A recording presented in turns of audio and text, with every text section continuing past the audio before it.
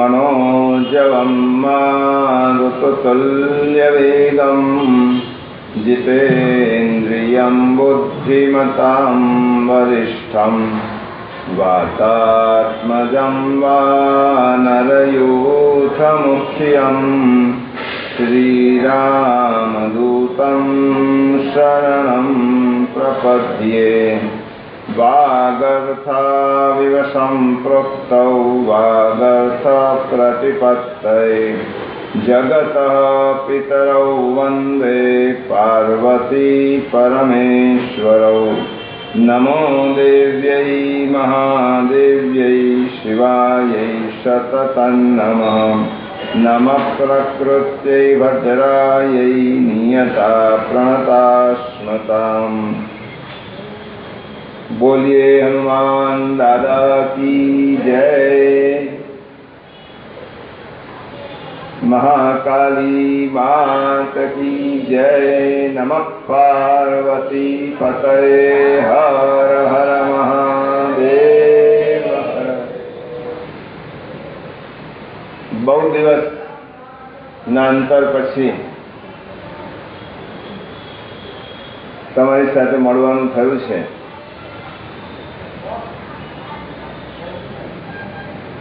આજનો દિવસ એટલે આજથી આપણી સંસ્કૃતિના ખૂબ જ મહત્વના દિવસો શરૂ થાય છે અને એ દિવસો એટલે નવરાત્રિના દિવસ। આમ તો આપણો વિષય એક સુભાષિત ઉપર વિચાર કરીએ છીએ, વાંછા સજ્જન સંગમે, પણ આજનો દિવસ અને આજથી શરૂ થતા 9 દિવસ એ આપણા સૌ માટે ખૂબ મહત્વના દિવસો છે,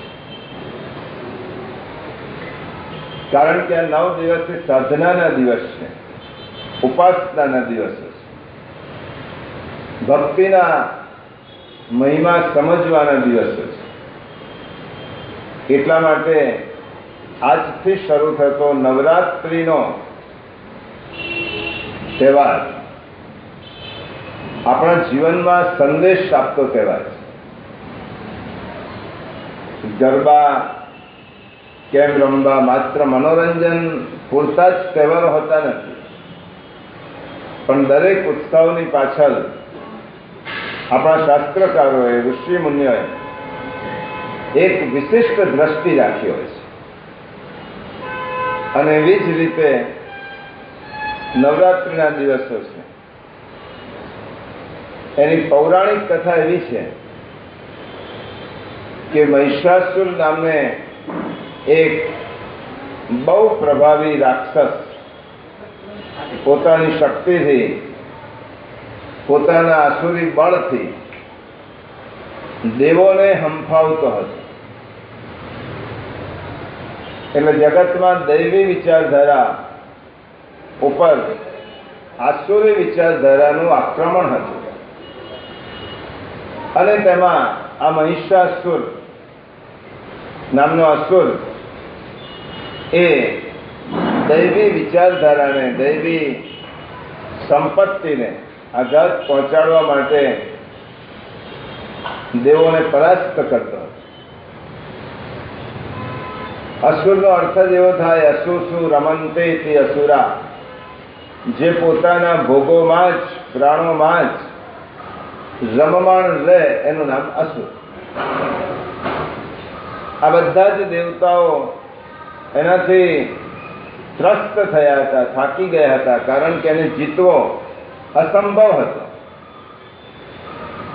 દેવતાઓને લાગ્યું કે આપણી શક્તિથી આ અસુરને આપણે હણી શકીશું નહીં, એને જીતવો બહુ જ અઘરો છે। એટલા માટે બધા જ દેવતાઓ, બ્રહ્મા, વિષ્ણુ અને મહેશ, આ ત્રણ, એકવાર મેં કહ્યું હતું કે આ ત્રણ શક્તિ એક જ શક્તિના જુદા જુદા રૂપો છે। એક તત્વ છે ઈશ તત્વ। ઈશ તત્વ જ્યારે સર્જનનું કામ કરે ત્યારે બ્રહ્મા કહેવાય, પાલકનું કામ કરે ત્યારે વિષ્ણુ કહેવાય, અને સંહારનું કામ કરે ત્યારે શિવ કહેવાય.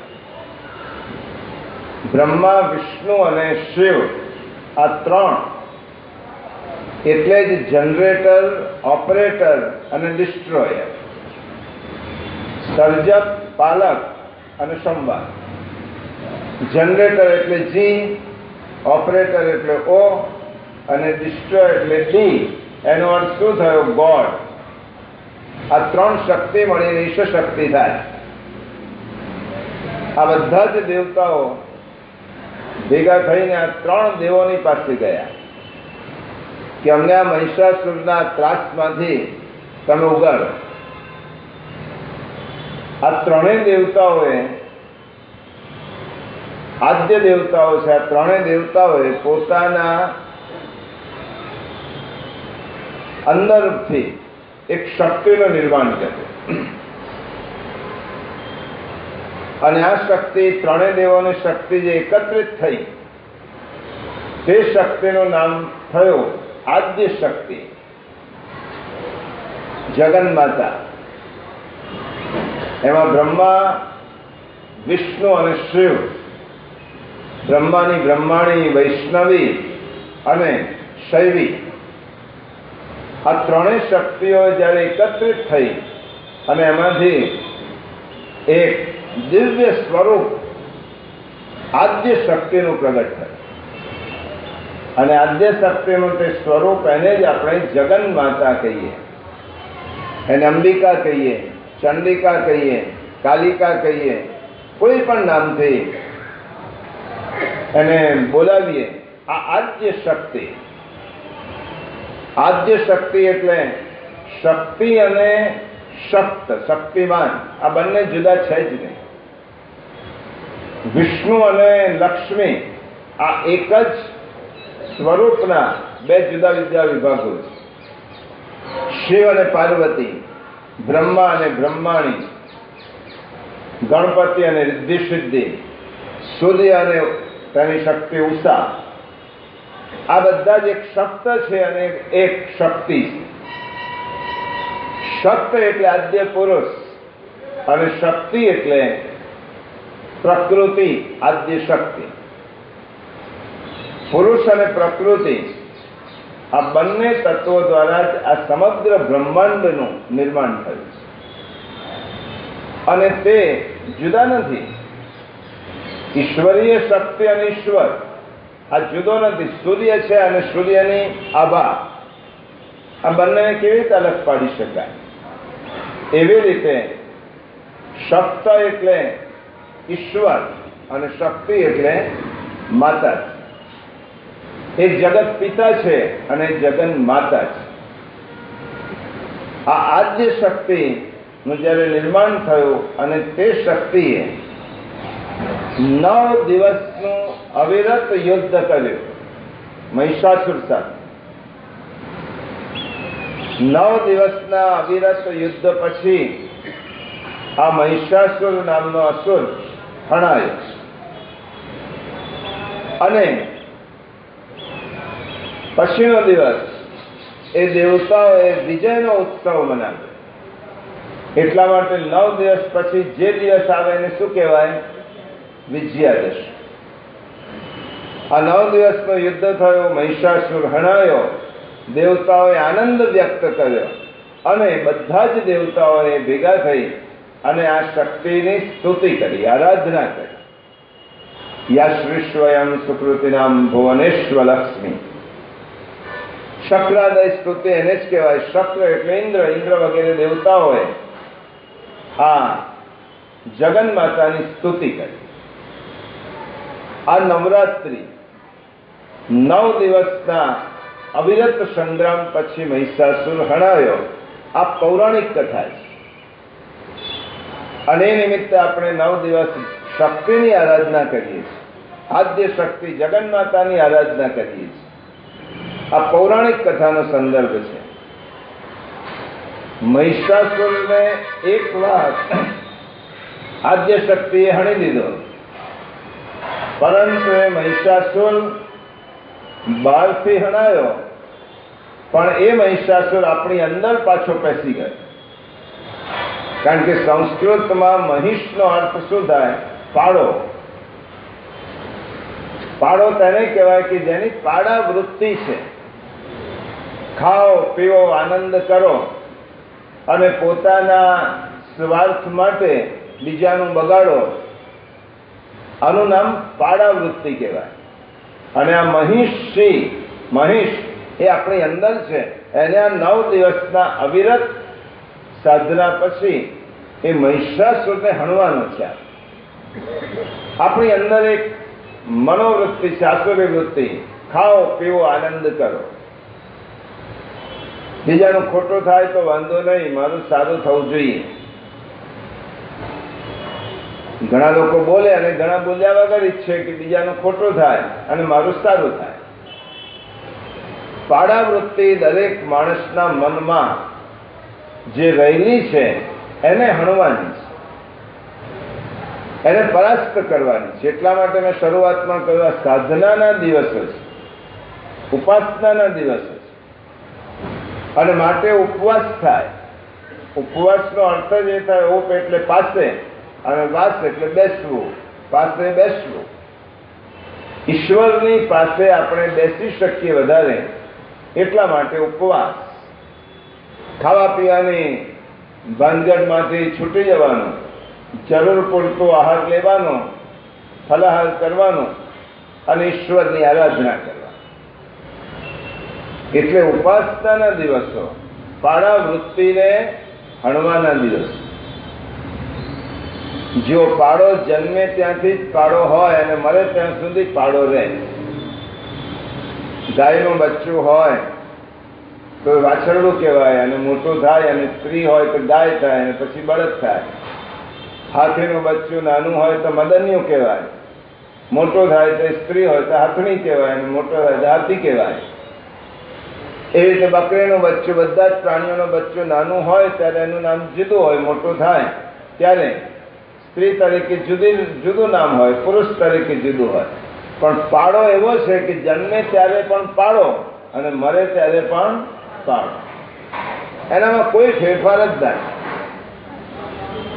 આને પાડા વૃત્તિ કહેવાય. પાડા વૃત્તિ એટલે 10 વર્ષ પહેલા હું જે હતો તે આજે છું, બાળપણમાં જે હતો એ આજે છું, 25 વર્ષ પહેલા હતો, કોઈ ફેરફાર નહીં. માણસના આંતરિક વિકાસમાં જો ફેરફાર ન થાય તો એ પાડા વૃત્તિ કહેવાય. અને નવરાત્રિનો દિવસ એ આ 9 દિવસો એ મારા જીવનમાં બદલાવ લાવવાના દિવસો છે. અંદરથી ચેન્જ થવો જોઈએ, પરિવર્તન થવું જોઈએ. એક દિવસ ભગવાને આપ્યો છે તો દિવસ આપ્યા પછી ભગવાને વિચાર કરે છે કે હમણાં સુધી એને કશું જ સારું નથી કર્યું, આવતીકાલે કરશે. ભગવાનને આશા છે એટલે સવારમાંથી ઉઠાડે છે. પણ આપણે ગઈકાલે જેવા હતા એવા જ આજે હોઈએ તો એ ભગવાનની આશા પણ ઠગારી નીકળે. એટલા માટે અંદર નવરાત્રિના દિવસો એટલે સમજણ શક્તિના દિવસો, આપણી અંદરનો મહિલો જાગૃત કરવાના દિવસ. એટલા માટે નવરાત્રિના દિવસો. શ્રીમદ ભગવદ્ ગીતાની દ્રષ્ટિએ જો વિચારીએ તો આ શરીર એ ભગવાનને રહેવાનું મંદિર છે અને એ મંદિરમાં આત્મા રૂપે ભગવાન બિરાજમાન છે. આ શરીર એ મંદિર છે અને એ મંદિરમાં સર્વસ્ય ચાહમ હૃદય વિષ્ટો, મારા હૃદયમાં મંદિરમાં ભગવાન બિરાજમાન છે. આત્મા સ્વરૂપે, ચૈતન્ય સ્વરૂપ. તમે એમ કહો કે ક્યાં દેખાય છે? ભગવાન અંદર છે એટલા જ માટે આપણે બોલી શકીએ, ચાલી શકીએ, ખાઈ શકીએ, પી શકીએ, બીજા સાથે વાતો કરી શકીએ. આ ચૈતન્ય જે દિવસે જતું રહ્યું એ દિવસે આ શરીર એ જળવત થઈ જાય. આ ચૈતન્ય જે છે એ જ ઈશ્વર. અને ભગવાને ગીતામાં કહ્યું, હૃદય જુનતિષ્ઠતિ, દરેક વ્યક્તિના જીવાત્માના હૃદયમાં રહીને તેનું આ જીવન હું ચલાવું છું. આ શરીર મંદિર છે, આત્મા રૂપે ભગવાન અંદર બિરાજમાન છે, અને આ શરીરના 9 દરવાજા છે. શરીર રૂપી નગરી નવદ્વારે પૂરે દેહી, આપણા શરીરના 9 દરવાજા છે. એટલા માટે શ્રીમદ ભાગવતમાં આને 9 દરવાજા વાળી નગરી કહી. આપણા શરીર 9 દરવાજા એટલે આપણા શરીરની અંદર આવેલા 9 છિદ્રો, અને 9 દરવાજા વાળી નગરીમાં. અને આશ્ચર્ય એ છે, બધા જ દરવાજા ખુલ્લા છે, અને છતાં પણ અંદરનું ચૈતન્ય જતું નથી રહેતું, અંદરનો હંસ ઉડી નથી જતો. પિંજરું ખુલ્લું હોય તો અંદર પુરાયેલું પક્ષી પિંજરામાં રહે ખરું? એ બહાર ઉડી જાય. આશ્ચર્યની વાત એ છે કે આ 9 દરવાજા વાળા પિંજરામાં 9 દરવાજા ખુલ્લા હોવા છતાં અંદરનો આત્મારૂપી હંસ 70 વર્ષ, 75 વર્ષ, 80 વર્ષ સુધી અંદર પુરાયેલો રહે છે. એટલા માટે જીવન એ આશ્ચર્યકારક ઘટના છે. મૃત્યુ તો સ્વાભાવિક છે. પિંજરાનું બારણું ખુલ્લું હોય તો પક્ષી ઉડી જાય, આ સ્વાભાવિક ઘટના છે. પક્ષી ના ઉડે, આ જ આશ્ચર્યકારક છે. એવી રીતે આપણું જીવન, માનવ જીવન એ આશ્ચર્યકારક ઘટના છે. 80 વર્ષ સુધી ખુલ્લા પિંજરામાંથી ચૈતન્ય ઉડી નથી જતું,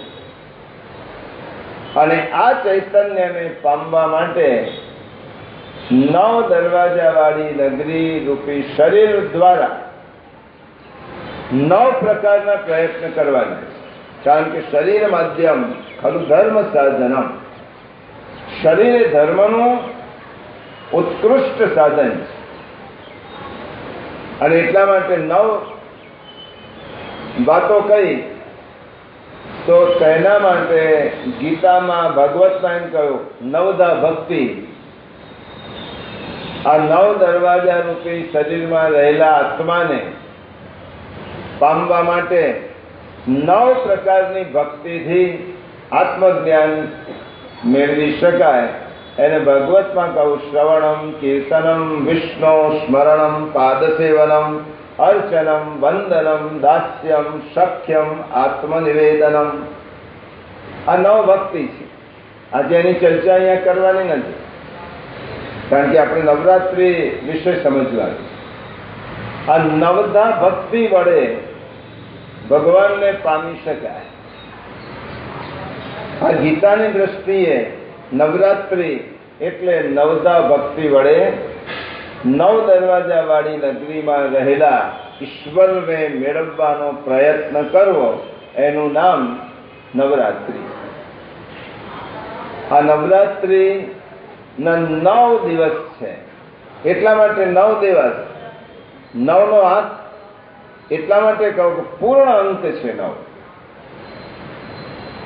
9નો પૂર્ણ અંક છે, કારણ કે 9 થી કોઈ પણ આંકડાને ગણશો તો તેનો સરવાળો 9 જ થશે. પૂર્ણાંક કહેવાય. અને માનવ જીવન એ પૂર્ણ જો સાધના કરે તો માનવ જીવન પછી સીધો જ એને ઈશ્વરની પ્રાપ્તિ થાય. એટલા માટે 9 દિવસ એ પૂર્ણ અંકનું સૂચન કરે છે. હવે આપણને પ્રશ્ન થાય કે દિવસ કેમ, રાત્રિ દિવસ કેમ નહીં, રાત્રિ નવરાત્રિ કહીએ.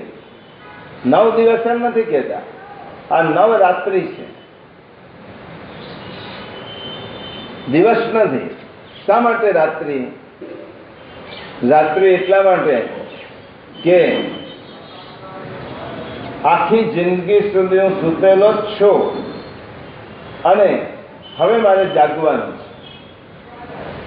રાત્રિ એટલા માટે કે ગીતામાં કહો કે યા નિશા સર્વભૂતાનામ તસ્યામ જાગ્રતિ સંયમ યશ્યામ જાગ્રતિ ભૂતાની સા નિશા પશ્યતો મુને. જ્યારે બધા જ લોકો સૂતા હોય ત્યારે મુનિ જાગતો હોય. જેને આત્મવિકાસ કરવો છે માણસ જાગતો હોય, અને જ્યારે બધા જ જાગતા હોય ત્યારે મુનિ સૂતેલો હોય.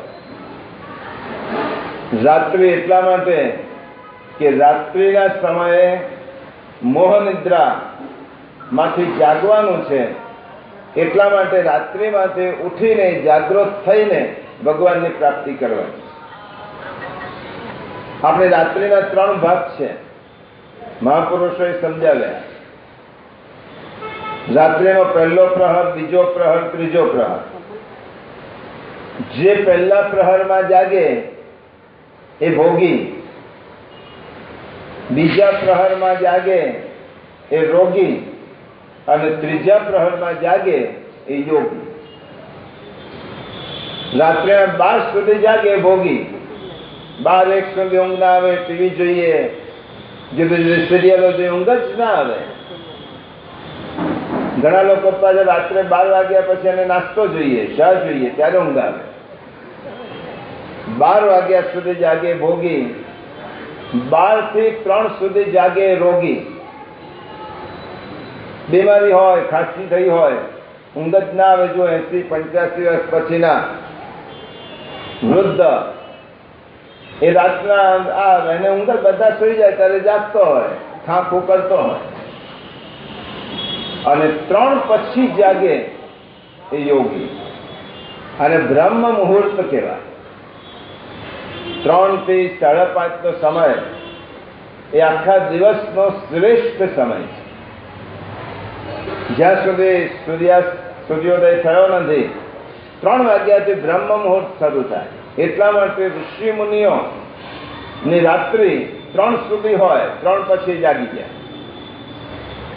3 થી 6 નો સમય એવો સમય છે આખી દુનિયા સૂતેલી છે, ઘરના લોકો સૂતેલા છે, કોઈ ડિસ્ટર્બ નથી, અને એ વખતે માણસને એકાંત મળે. 3 વાગ્યા સુધી થાક શરીરનો ઉતરી ગયો છે, અને બધા જ લોકો સૂતેલા છે, કોઈ ડિસ્ટર્બ નથી, અને 3 થી 6 સુધીનો સમય 3 કલાકનો એવો પ્રહર છે કે પ્રહરમાં માણસ જો જાગે તો જીવનની ઘણા બધા રહસ્યો એની સામે ઈશ્વર ઉકેલી દે છે. આ ભગવાનને જાગવાનો સમય છે. આ સમયે જયારે સૂઈ રહીએ ત્યારે આપણે ઘણું બધું ગુમાવીએ છીએ, પણ આપણે એમ કહીએ કે ખરી ઊંઘ જ 3 વાગ્યા પછી આવે, અને એટલા માટે અમારાથી જગાય જ નહીં. જ્યારે આપણે જાગતા નથી તો સમજી લેવું કે જિંદગી સુધી ઊંઘવાના જ છીએ. એટલા માટે રાત્રિ કહી. રાત્રિના સમયે જ્યારે લોકો સૂતા હોય છે ત્યારે જાગવાનું અને જાગીને આત્મકલ્યાણનો માર્ગ વિચારવા, ઈશ્વરનું ચિંતન કરવા. નરસિંહ મહેતાએ કહ્યું ને, રાત રહે જ્યારે પાછલી ખટઘડી, સાધુ પુરુષે સુઈ ન રહ્યો, નિદ્રાને પરહરી સમરવા શ્રીહરિ, એક તું એમ કેમ. આ નરસિંહની વાણી, આ વેદ શાસ્ત્ર ગીતા આ જ કે છે. આ નવરાત્રિનો રાત્રિનો અર્થ જ એ થયો, બધા સૂતેલા છે ત્યારે મારે જાગવાનું છે. તમે એમ કહેશો કે આપણે 6, 6:30, 7 પછી જાગીએ, શું વાંધો છે? પેપર આવી જશે, દૂધ આવી જશે, પાણી આવી જશે, બધા ઘરના આવી જશે, સ્કૂલનો ટાઈમ થશે, પછી તમારાથી કશું નહીં થાય. પછી સંસારની જંજાળ શરૂ. અને તે વખતે બધા સૂતેલા હોય ત્યારે જ ઈશ્વર સાથેની મુલાકાતનો શ્રેષ્ઠ સમય. એટલા માટે રાત્રિ કરે. હવે આ 9 દિવસના 3 ભાગ પાડવા. 3 ભાગ એટલે પહેલા 3 દિવસ એ મહાલક્ષ્મીના, મહાકાલીના દિવસ. બીજા 3 દિવસ મહાલક્ષ્મીના દિવસ અને ત્રીજા 3 દિવસ મહાસરસ્વતીના દિવસ. નવરાત્રિમાં 3 દિવસ, જો આપણે શરૂઆતમાં જ જોયું કે 3 આદ્ય દેવતાઓની શક્તિ માંથી આદ્ય શક્તિનું નિર્માણ થયું. એમાં પ્રથમ 3 દિવસ એ શક્તિની ઉપાસના. માણસને 3 વસ્તુ જોઈએ: શક્તિ જોઈએ, સંપત્તિ જોઈએ અને બુદ્ધિ. આ 3 માણસને આગળ વધવા માટેના શ્રેષ્ઠ સાધનો છે. સામર્થ્ય જોઈએ, એની પાસે સંપત્તિ જોઈએ અને એની પાસે બુદ્ધિ જોઈએ, વિદ્યા છે. પહેલા 3 દિવસ મહાકાલીની આરાધના. આ શાસ્ત્ર કહે છે, ચંડીપાઠ કહે છે, 3 દિવસ એ મહાકાલી એટલે શક્તિની દેવી, જેની પાસે શક્તિ માંગવાની, સામર્થ્ય માંગવાનું. હે જગન્માતા, મારે ઈશ્વરની પ્રાપ્તિ કરવી છે, એટલા માટે શરીરથી હું સામર્થ્યવાન બની શકું, શરીરથી સ્વસ્થ બની શકું, એટલા માટે શક્તિની આરાધનાના દિવસ. અને મહાકાલીના શરીરનો વર્ણ કાળો છે અને કાળો રંગ એ તમોગુણનું સૂચન કરે છે. તમોગુણ પર વિજય પ્રાપ્ત કરવા આ 3 દિવસ તમોગુણ મહાકાલી શ્યામ વર્ણના છે.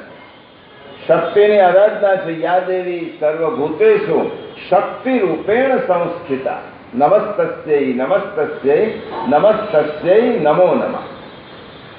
3 દિવસ શક્તિની આરાધના. માણસ પાસે સામર્થ્ય આપે. સામર્થ્ય આવ્યા પછી બીજા 3 દિવસ મહાલક્ષ્મી, વિષ્ણુ પત્ની, નારાયણી, એની આરાધનાના દિવસ. અને નારાયણીનો વર્ણ, મહાલક્ષ્મીનો વર્ણ રક્ત વર્ણ છે, એવો શ્યામ વર્ણ છે. અને મહાલક્ષ્મીનો રક્ત વર્ણ છે. રક્ત વર્ણ એટલે રજોગુણ. રજોગુણની અધિષ્ઠાત્રી દેવી મહાલક્ષ્મી છે.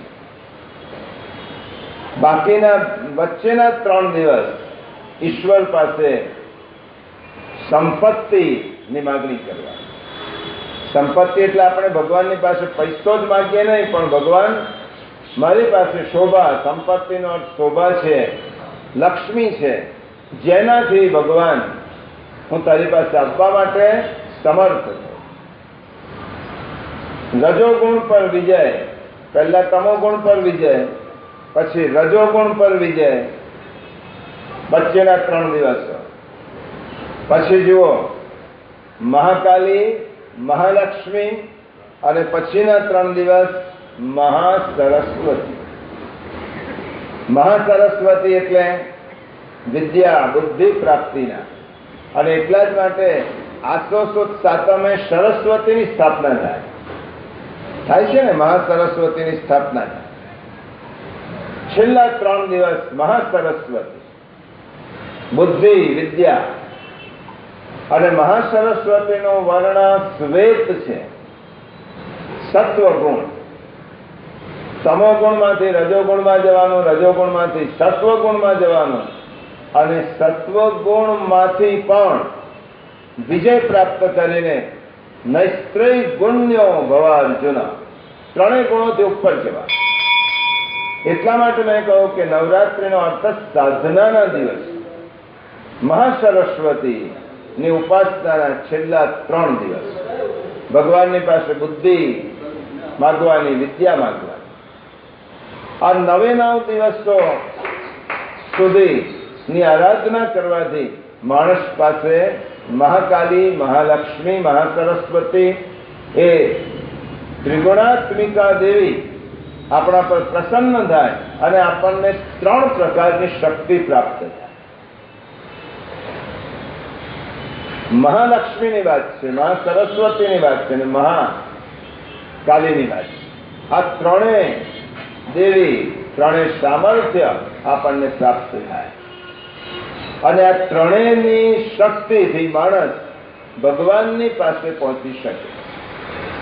એટલા માટે ત્રિવિધ દેવીની આરાધના એ સાધનાના દિવસ. પછી શું આવે? અષ્ટમીના દિવસે હવનાષ્ટમી આવે.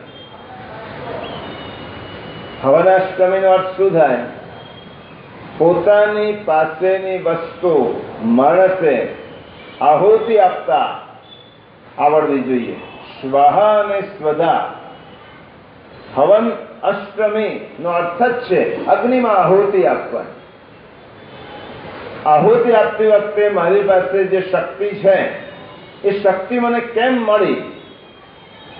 એ શક્તિનો ઉપયોગ મેં બીજા માટે કર્યો તો હું માણસ, પોતાના જ માટે કર્યો હોય તો હું અસુર છું, બીજાના માટે કર્યો તો માણસ, અને ભગવાન માટે કર્યો તો હું દેવ છું. દેવ શક્તિનો ઉપયોગ બીજાના પરોપકાર માટે કરે, અસુર પોતાના માટે જ કરે, અને માણસ પોતાની શક્તિનો ઉપયોગ બીજાના માટે પણ કરે. આ ત્રણ શક્તિ પ્રાપ્ત થઈ આદ્ય શક્તિની કૃપાથી. આ શક્તિનો ઉપયોગ મારે કેવી રીતે કરવાનો? એટલા માટે હવન આવ્યું. હવનની અંદર આહુતિ આપવાની છે, મારી શક્તિની આહુતિ, મારા સામર્થ્યની આહુતિ, મારી પાસે જે વિશેષતા છે એ વિશેષતા બીજા માટે એને અગ્નિમાં હોમવાની એની આહુતિ. અને એ પોતાની પાસે છે એ વિચાર કરવાનો મને ભગવાને આપ્યું છે તો કેમ આપ્યું? ઘણા લોકો પોતાની પાસે વસ્તુ નથી તો ફરિયાદ કરે છે તો ભગવાનને કહેવા જાય છે કે ભગવાન આ મારી પાસે છે, વધારાનું છે, લઈ લે. આપણી ફરિયાદ હંમેશા ભગવાન પાસે નથીની છે. આપણી પાસે જે વસ્તુ છે એ કોઈ દિવસ ભગવાનને લિસ્ટ બતાવ્યો? આપણી તિજોરીમાં કેટલા કેટલા દાગીના ભર્યા, ભગવાનને કહો કે આટલા આટલા દાગીના ભગવાન આપ્યા છે, તારી કૃપા છે. હમણાં અમારે ગીતા અધ્યયનમાં સુંદર વિષય ચાલે છે, સુખ અને દુઃખનો વિષય. દુઃખ કોને કહેવાય? દુઃખની એક જ કારણ છે, આપણે જે બીજા પાસે છે તે જોઈએ છીએ અને આપણી પાસે જે નથી તેના તરફ આપણી દ્રષ્ટિ. મારી પાસે શું નથી એનો વિચાર અને બીજા પાસે શું છે એનો વિચાર. મારી પાસે સુંદર ઘર છે નથી જોતો, પણ બીજાનો બંગલો જોઉં છું. એટલા માટે દુઃખ થાય છે. પોતાની પાસે છે એ માણસ જુએ અને બીજા પાસે નથી એ જુએ તો આ દુઃખ નીકળી જાય. બીજા પાસે શું નથી અને મારી પાસે શું છે, આ દુઃખનું મૂળ કારણ, દુઃખનું બેઝિક કારણ આ જ છે. અને એટલા માટે આ ત્રિવિધ શક્તિ હવનમાં આપણી શક્તિનો આહુતિ આપવાની. આપણી પાસે જે છે તે ભગવાનને કહેવાનું. એકવાર એક બ્રાહ્મણ ગરીબ હતો, નિર્ધન હતો. એને એમ થયું કે કમાવા માટે કોઈ રસ્તો શોધી કાઢવો પડે, અને એવો રસ્તો શોધીએ કે જલ્દી આપણને મળે, યુક્તિથી બીજાને છેતરી શકાય એવો કોઈ રસ્તો એને શોધવા માટે બહુ વિચાર્યું, વિમર્શ કર્યો. પછી વિચાર્યું, એના મનમાં એક યુક્તિ આવી. પાસે એક બહુ મોટા શ્રીમંત પણ લોભી શેઠનો બંગલો હતો. આ બ્રાહ્મણને એમ થયું કે ચાલો એમની પાસે હું વાસણ માંગવા જાઉં, મહેમાનો આવ્યા છે કરી. આ બ્રાહ્મણ ગયો, પોતાનો પરિચય આપ્યો, તમારી પાસે જઉં છું, આમ છે, મારે ત્યાં થોડા મહેમાનો આવ્યા છે, મારી પાસે વાસણો નથી, એટલે 5-7 વાસણો તમારી પાસે જોઈએ છે. હવે અજાણ્યા માણસને વાસણો આપતા પહેલા પેલા શ્રીમંત શેઠે બધી તપાસ કરી. સારું સારું. વિશ્વાસ આવ્યો એટલે મુનિમને કહ્યું કે આને 7 વાસણો કાઢી આપ. 7 વાસણો બ્રાહ્મણ લઈ ગયો. 1-2 દિવસ પછી 10 વાસણો લઈને આવ્યો પાછો. મુનિને શેઠને કહ્યું કે આ 7 વાસણો લઈ ગયો તો મોટા મોટા, 10 લાવ્યો છે. શેઠે પૂછ્યું કે તો લઈ ગયો તો 7, 10 કેમ લાવ્યો છે? શું કરું, મારી ઘેર વાસણો વીઆઈ છે. વીઆઈ છે એટલે ભાઈ છે. 7 હતા એના 10 થયા, હું શું કરું? 2 દિવસ રહ્યા, 7 ના 10 થયા. શેઠે વિચાર્યું કે પૂછ્યું નહીં, 7 ના 10 થયા છે, કહેતો હશે વીઆઈ છે તો આપણે શું વાંધો છે, રાખી દો રાખી દો. 15 દિવસ પછી પાછો આવ્યો. શેઠ બહુ આજે તો વધારે મહેમાન આપવાના છે, થોડા મોટા વાસણ સારા છે. 15 વાસણ લઈ ગયો. શેઠે આ વખતે એને બહુ પ્રશ્ન ના પૂછ્યા કે આ તો લઈ જાય છે વધારે લાવે છે. 15 લઈ ગયો. 2-3 દિવસ પછી 20 વાસણ લઈને પાછો આવ્યો. શેઠે પૂછ્યું કેમ 20? સાહેબ મેં કહ્યું તો શેઠ કે મારી જે વાસણો વીઆઈ છે. શેઠે કહ્યું સારું. મહિનો 2 મહિના ગયા છે ને બ્રાહ્મણ આવ્યો. શેઠ મારે ત્યાં તો બહુ બહારગામથી બહુ મહત્વના માણસો આવ્યા છે અને આ પિત્તળના વાસણો કરતા ચાંદીના વાસણો જો તમારે ત્યાં હોય તો એ ચાંદીના વાસણો. શેઠને થયું કે આ 2 વાર લઈ ગયો, વધારે કરીને લાવ્યો. એવી રીતે ચાંદીના વાસણો લઈ જાય ને વધારે કરીને લાવે તો મને શું વાંધો? મુનિમને કહ્યું સારું, એને ચાંદીના વાસણો આપો. ચાંદીના વાસણો લઈ ગયો. 1 દિવસ થયા, 2 દિવસ થયા. શેઠને મુનિને પૂછ્યું કે પેલા વાસણો આપી ગયો? ના, નથી આપી ગયો. સારું, હજી 1-2 દિવસ રહેવા તો વધારે રહ્યા છે. 2-3 દિવસ પછી ના આવ્યો એટલે તપાસ કરી. મુનિમને મોકલ્યો. મુનિમ જેને કહે મારા વાસણો કઈ છે ભાઈ, અમારા તું લઈ ગયો છે. એટલે ઓટલા પર બેસીને જોશથી રડવા લાગ્યો. મુનિમે કહ્યું રડે છે શું કામ? વાસણો લેવા આવ્યો છે. શું કરું? ગઈકાલે રાત્રે બધા વાસણો મરી ગયા. બધા વાસણો રાત્રે જ મરી ગયા. કેવી રીતે મરી ગયા? શેઠ પાસે જ ગયા. શેઠને કહ્યું કે આવું કે છે બ્રહ્મા? શેઠે કહ્યું કે બોલાયો, સીધી રીતે આપી દે નહીં તો હું કોર્ટમાં કેસ કરીશ. બ્રાહ્મણ કે શું કરું, મરી ગયા તો હું ક્યાંથી લાવું? પણ તમે જે કરવું હોય તે કરો. કોર્ટમાં કેસ કર્યો. ન્યાયાધીશે બ્રાહ્મણને બોલાવીને પૂછ્યું, કઠેડામાં ઉભો રાખી, બોલ ભાઈ વાસણો મળે? બ્રાહ્મણે કહ્યું કે જજ સાહેબ, એક વસ્તુ પૂછવાનો જવાબ આપો, એમાં જ આ જવાબ આપી દે. જે વસ્તુ જન્મે તે મરે કે નહીં? કે મરે, જન્મે તે મરે જ ને, આ તો પ્રકૃતિનો નિયમ. તો વાસણો જો જન્મતા હોય તો મરી ના જાય? કારણ કે કારણ શું છે? કારણ કે શેઠ પાસે આવી તો વાસણો લઈ ગયો, 10 ના 15 થયા. ત્યારે શેઠ એમ સમજીને લીધું કે વાસણો જન્મતા હશે તો શેઠ હવે સમજી લેવું કે વાસણો મરી પણ જાય, જન્મે મરે પણ ખરા. ન્યાયાધીશે શેઠને પૂછ્યું, તમારી પાસે 5 વાસણો વધારે આવ્યા ત્યારે તમે પ્રશ્ન નહોતો પૂછ્યો કે આ વધારે કેમ? વાસણો કોઈ દિવસ જન્મતા હશે ખરા? અને વાસણો મરી ગયા ત્યારે તમે ફરિયાદ કરો છો. તો જે જન્મે તે મળે, એવી રીતે આપણે ભગવાને જે શક્તિ આપી છે, શક્તિ જતી રહે ત્યારે ભગવાનને ફરિયાદ કરે. પાકીટ ખોવાઈ ગયું તો ભગવાનને ફરિયાદ, પણ પાકીટમાં 1000 રૂપિયા આવ્યા ત્યારે ભગવાનને કેમ આવ્યા એ પૂછતા નથી.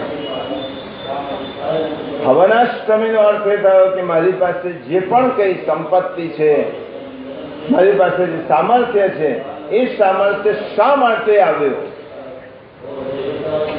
બીજા પાસે નથી અને મારી પાસે છે. તો મારી પાસે છે, બીજાને 2 ટંક ખાવાનું શાંતિથી નથી મળતું, મને મળે છે. આપણે કોઈ દિવસ ભગવાનને પૂછ્યું 2 ટંક મને શાંતિથી ભોજન મળે છે, મારું કયું પુણ્ય છે? અને 1 ટાઈમ જમવાનું ના મળે તો આપણે ભગવાનને ફરિયાદ કરીએ. હું સારા ઘરમાં રહું છું, કેટલાય લોકોને રહેવા માટે છત નથી, એ છત વગર રહે છે. ત્યારે મેં પૂછ્યું કે મને રહેવા માટે પાકું મકાન કેમ, અને પેલાને કાચું મકાન પણ કેમ નહીં? જે છે એનો આપણે વિચાર નથી કરતા. આપણી પાસે જે સંપત્તિ છે, આપણી પાસે સામર્થ્ય છે, એ ભગવાનને પૂછવાનું, ભગવાન તમને આપ્યું છે, આ મારા કયા પુણ્યનો પરિપાક છે? અને એટલા માટે હવનાષ્ટમી આવે, અને પછી આ બધું થયા પછી છેલ્લે આવે વિજયાદશમી, દશેરા. દશેરા ઉપર આ 9 દિવસની સાધના પછી માણસે વિજય પ્રાપ્ત કર્યો છે, પોતાની ઇન્દ્રિયો પર વિજય પ્રાપ્ત કર્યો છે. અને એ વિજય પ્રાપ્ત કર્યા પછી દશેરા એટલે 10 ઇન્દ્રિયો ઉપર જેને વિજય પ્રાપ્ત કર્યો છે એ વ્યક્તિ વિજયાદશમી ઉજવી શકે. 5 કર્મેન્દ્રિય અને 5 જ્ઞાનેન્દ્રિય એ જેના અંકુશમાં છે, એ જેના કંટ્રોલમાં છે. એ કંટ્રોલમાં ક્યારે કહેવાય? બહુ મોટી આરાધના કે બહુ મોટું વિચારવાની જરૂર નથી. આપણી આંખને એવી ટેવ પાડી છે કે મારે જે જોવું જોઈએ તે જ જોઈશ, અને નહીં જોવું જોઈએ તે નહીં જોવું. આંખો પર, આંખોની ઇન્દ્રિયો ઉપર આ વિજય છે. મારી ઈચ્છા જે દ્રશ્ય જોવાની હશે એ જ જોઈશ. આપણા મોઢા ઉપર વિજય, જે ખાવું છે તે જ ખાઈશ, અને નથી ખાવું તે નહીં જ ખાવું. બોલવાનું હશે તે જ બોલીશ, નહીં બોલવાનું હશે તે નહીં બોલું. આપણી જીભ ઉપર વિજય. વિચાર કરજો કેટલી અઘરી વાત છે. ભૂખ લાગી હોય, ગરમા ગરમ ભજીયાની ડીશ સામે હોય, અને ડીશ પર તમે નક્કી કરજો કે મારે 5 જ ભજીયા ખાવા છે, છઠ્ઠું ખાવું નથી, અને 5 ખાધા પછી અટકી જજો. પડ્યું છે, ભૂખ લાગી છે, પણ છઠ્ઠું ભજીયું નથી ખાવું. આ જયારે આપણી વૃત્તિ કેળવાશે ઇન્દ્રિયોની, ત્યારે એના ઉપર વિજય પ્રાપ્ત થશે. પૂજ્ય મહાત્મા ગાંધીજી પોતાના જીવનમાં આવા પ્રયોગો કરતા, નાના સત્યના પ્રયોગો, આવા પ્રયોગો. સવારનો સમય છે, શિયાળો છે, અને ડીશમાં 5 ખજૂર ની પેશી ગાંધીજી મંગાવે, 5 ખજૂર લાવવા. એકવાર સરદાર વલ્લભભાઈ પટેલ એમની પાસે બેઠા, અને ડીશમાં 5 ખજૂર આવ્યા. સરદાર પટેલે કહ્યું, બાપુ હવે આજે તમે કાલનો ઉપવાસ છે, 5 ને બદલે 7-8 ખજૂર ખાઓ કે 10 ખાઓ તો શું વાંધો આવે? તમને કોણ પૂછવા આવે છે? ગાંધીજીએ કહ્યું, આ 5 માંથી 3 કાઢી લો, 2 જ ખાવા છે. સરદાર પટેલને કહ્યું કે 2 કેમ? જો 5 ને 8 ખાઈ શકો તો 5 ના 2 કેમ ના ખાઈ શકો? એનો અર્થ એ થયો કે માણસને પોતાની જીભ ઉપર અંકુશ મેળવવા માટે આ નાના પ્રયોગો કરવાના. આટલું જ ખાવું છે, ભૂખ લાગી છે. આયુર્વેદ એમ કહે છે, અને યોગશાસ્ત્ર એમ કહે છે કે આપણા શરીરમાં 3 વસ્તુની જગ્યા છે: હવા, પાણી અને અન્ન. આ 3 ના સરખા ભાગ કરો. 3 ના સરખા ભાગ કર્યા પછી એક ભાગ હવા માટે રહેવા દો, સંચલન માટે શરીરમાં. એક ભાગ પાણી માટે રહેવા દો, અને એક ભાગથી અન્ન ખાઓ. એક અન્નનો ભાગ અન્નથી ભરો. આપણે 6 રોટલી ખાઈ શકતા હોય, પેટની ક્ષમતા હોય 6 રોટલીની, પણ 6 નહીં ખાવાની. આયુર્વેદ એમ કહે છે 2 જ રોટલી ખાઓ, કારણ કે 2 રોટલી ખાશો તો હવા અને પાણી આ બંનેની જગ્યા રહે, અને પચતા વાર નહીં લાગે. પરંતુ આપણે જેટલું હોય એટલું ભરી લઈએ, પછી હવાને નીકળવાની જગ્યા ના મળે તો શું થાય? અપાનભાવી થાય. અને એટલા માટે આ ઇન્દ્રિયો ઉપર સંયમ, આંખથી જો કાનથી સાંભળવાનું છે જ સાંભળીશ, પણ મારા કાનને બીજાની નિંદા સાંભળવાની ટેવ પડી ગઈ હોય તો શું થાય? બીજાનું ખોટું બોલાતું હોય ત્યાં કાન પહેલા જાય. એટલે કાનને જે સાંભળવું તે જ સાંભળવા દેવું, આંખને જે જોવું છે તે જ જોવા દેવું, મોઢામાં જીભને જેટલો સ્વાદ આપવો એટલો જ આપવાનો. આ ઇન્દ્રિયો ઉપરનો વિજય છે. આમાં કંઈ બહુ મોટી ઋષિમુનિઓ જેવા બનવાની જરૂર નથી. આપણી રોજિંદી પ્રક્રિયામાં આપણે આપણી ઇન્દ્રિયોને સંયમિત રાખવાની અભ્યાસ કરવાનો ટેવ પાડવાનો. અને આ ટેવ પડશે તો જ વિજયાદશમી ઉજવી શકાય. વિજયાદશમી એટલે વિજયનો ઉત્સવ, આંતરિક શત્રુઓ ઉપર વિજય પ્રાપ્ત કરવાનો. બાહ્ય શત્રુ રાવણને તો એકવાર રામે હણી નાખ્યો. એ રાવણીય વૃત્તિ આપણામાં છે. આપણા આંતરિક શત્રુ છે કામ, ક્રોધ, લોભ, મોહ, મદ, મત્સર, રાગ, દ્વેષ અને ઈર્ષા. આ 9 આંતરિક શત્રુઓને હણવાના છે.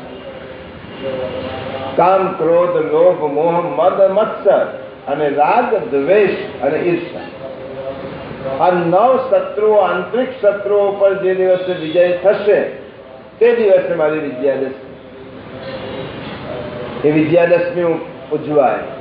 નવરાત્રિમાં સમૂહની ઉપાસના એટલા માટે છે કે કોઈ એમ કે અમે પાઠ માતાજીનો અંગત કરશો, પણ ગરબા સમૂહમાં એટલા માટે છે. ગરબા એ જગન માતાની સામૂહિક આરાધના છે. સામૂહિક આરાધનાનું એક વિશેષ મહત્વ છે.